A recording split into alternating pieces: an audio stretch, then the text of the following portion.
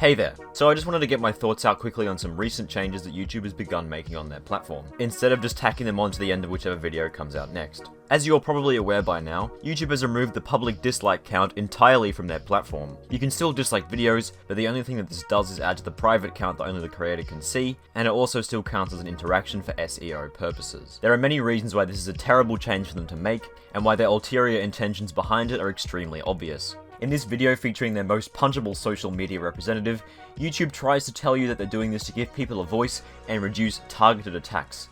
This is false. In no universe is taking away a communication tool going to give anyone a voice. Additionally, and while I have no doubt that targeted dislike attacks on small creators do rarely happen, it's quite clear that YouTube has not made this change with small creators in mind. Because if they really wanted to help out small creators, surely they would dedicate their resources to addressing issues that actually plague large numbers of small creators, such as demonetization issues, copyright claim abuse, and so on and so forth. No, this is merely a front for the true motive behind this move, which is to help retain the public image for YouTube's major stakeholders, such as fellow corporations and politicians. The dislike ratio doesn't represent the absolute production quality of video, rather it represents the wider community's consensus on its message or topic matter. And should, for example, a corporation put out another edition of contrived, profit-backed drivel that they usually refer to as advertising, and consequently everyone thinks it fucking sucks, the company is liable to garner a loss in reputation due to the amount of dislikes, which will also result in people clicking off the video faster. And while it's arguably true that any publicity is good publicity, I still think that YouTube has made this decision to protect larger, more corporate videos.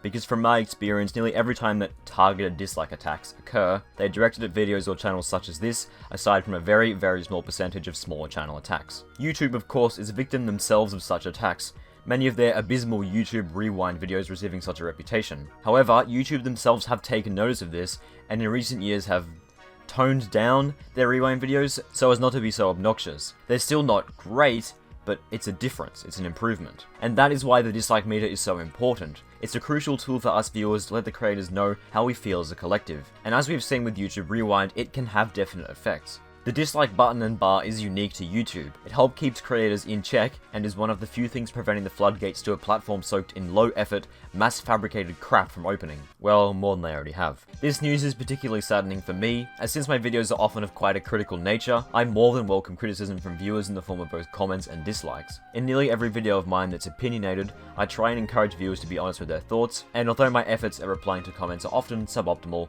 I do read the majority of them. Comments take time to write. Even writing a couple of sentences can take a decent amount of time, and that's why the dislike button is so important to me. It enables people to let me know what they think at the click of a button. So I'm definitely sad to see it go, not just because it will enable more corporate bullshit, but because of the very direct effect it will have on my videos in particular. And believe me, I'm aware that as 0.000001% of Susan Wojcicki's net worth, this video will probably have next to no impact. The fly buzzing on her wall will probably have more of an effect, but I still wanted to get my thoughts on the matter out there. Hopefully the current pressure on YouTube can influence them to make adjustments to this change. Although it is unlikely they'll revert it completely, the possibility of them making it so that dislikes are only hidden if the video goes below a certain threshold, or a change that's similar, well, it exists. So please, spread the word around, get involved, let YouTube know what they're doing is bad, because while they may have taken away the dislike button, well, we still have the comments. For now, haha.